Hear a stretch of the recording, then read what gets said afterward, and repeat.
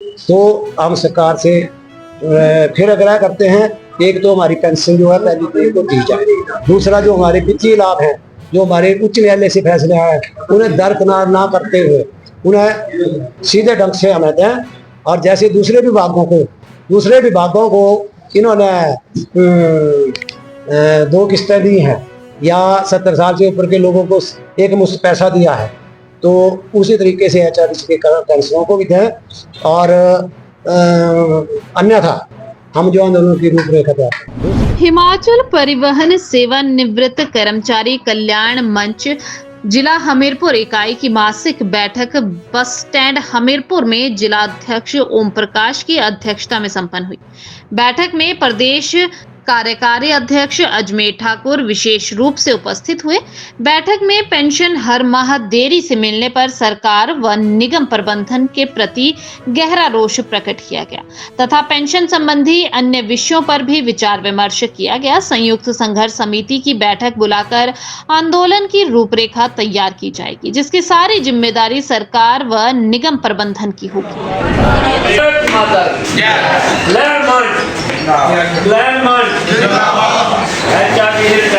कर्मचारी मेरी रामलाल जी, उपाध्यक्ष राम जी, ठाकुर प्रदेश कार्यकारी अध्यक्ष हिमाचल प्रदेश परिवहन सेवानिवृत्त कर्मचारी कल्याण मंच। आज सबसे पहले तो हमने जो हिमाचल में बाढ़ें आई हैं, जगह जगह बादल फटे हैं, उनका जो लोगों का जान माल का नुकसान हुआ है उसके प्रति 2 मिनट का मौन रखकर जो है, जो जिन लोगों ने जाने गंवाई उनके लिए श्रद्धांजलि अर्पित की गई। और उसके बाद जो है बैठक को शुरू किया गया। तो बैठक में सबसे पहली समस्या हमारी ये है कि पेंशन हमें समय पर नहीं मिली। कई बार पिछली सरकारों से, वर्तमान सरकार से हम गुहार लगा चुके हैं, कई बार इनको सम्मानित कर चुके हैं, कई बार इनको मांग पत्र दे चुके हैं, परंतु आज तक इन्होंने हमारी जो मांगे हैं या जो हमारे हक है उनके बारे में कोई ना वार्ता के लिए बुलाया है, ना ही उस पर उसका कोई हल किया है। हम चाहते हैं कि सरकार, जैसे सरकारी विभागों को हर महीने की पहली तारीख को पेंशन मिलती है, तो हमें पहली तारीख को सरकार पेंशन दे और इसका कोई स्थायी हल निकाले। जब हम सरकार के पास जाते हैं, बात करते हैं, तो वो बोलते हैं कि आपकी समस्याओं का हल करेंगे, आपको वार्ता के लिए बुलाएंगे, मगर उस पत्र को जो है टोकरी में डालते हैं, आश्वासन देते हैं, आश्वासन के बाद कुछ नहीं लेते। अभी संगठन वाले 2-3 बार मिले, उनकी भी बात को उन्होंने नहीं लिया, ठीक ढंग से नहीं लिया और ना ही वार्ता के लिए बुलाया। हम मिले, हमें नहीं भी बुलाया। तो हम चाहते हैं सरकार इसका पेंशन का स्थायी समाधान करे और ये 24 तारीख और 23 तारीख वाली बात नहीं चलेगी। हम पहली तारीख को पेंशन मांगते हैं, चाहे बस्ट में स्थायी समाधान करे सरकार, चाहे जैसे मर्जी करे। रही बात चिकित्सा बिलों की, तो हमारे बुजुर्ग भाइयों ने बैंकों से कर्जा लेकर जो है अपना इलाज करवा रहे हैं। अरे एक 35 साल और 40 साल नौकरी करने के बाद बड़े शर्म की बात है कि कर्मचारी एक रिटायर होने के बाद जो उसके पास पैसा ना हो और पैसे के लिए दर दर की ठोकरें खा के बैंकों से कर्जा ले रहे हैं।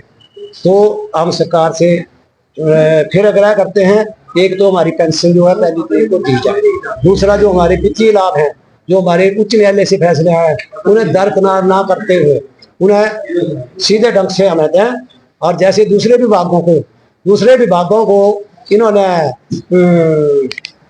2 किस्तें दी हैं या 70 साल से ऊपर के लोगों को एक मुश्त पैसा दिया है, तो उसी तरीके से HRS के पेंशनों को भी दें। और अन्यथा हम जो आंदोलन की रूपरेखा तैयार करें। दूसरी बात, जो हमारे पेंशनर 2 मार्च 2024 के बाद सेवानिवृत्त हुए, उनको अभी तक पेंशन तक नहीं लगाई है। कैसे उनका गुजारा होगा? जिन्होंने 33, 34 या 35 साल सेवा की है, रात दिन सरकार के आदेशों का पालन किया और सरकार अभी तक उनको पेंशन तक नहीं लगा सकी, ये कितने दुख की बात है।